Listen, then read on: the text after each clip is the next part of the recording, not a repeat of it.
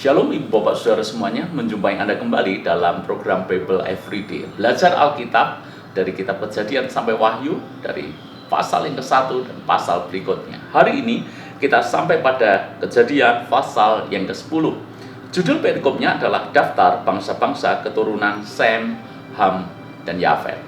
Apa yang kita bisa pelajari dari daftar keturunan ini? Kalau Anda membaca dari ayat per ayat, mungkin Anda akan merasa bosan. Karena Anda hanya akan membaca nama-nama yang mungkin bahkan itu asing bagi telinga Anda.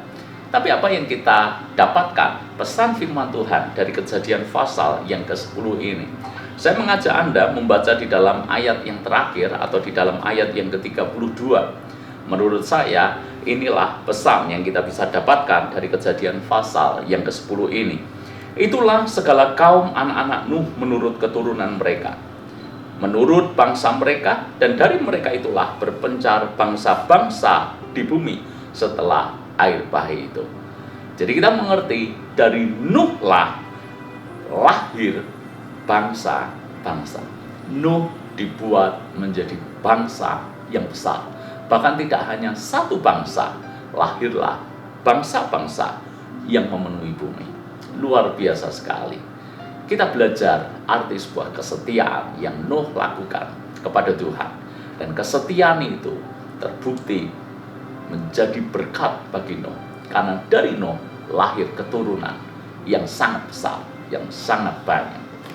Saya ingin mengatakan kepada Anda semuanya, tidak ada yang sia-sia ketika kita mengikut Tuhan.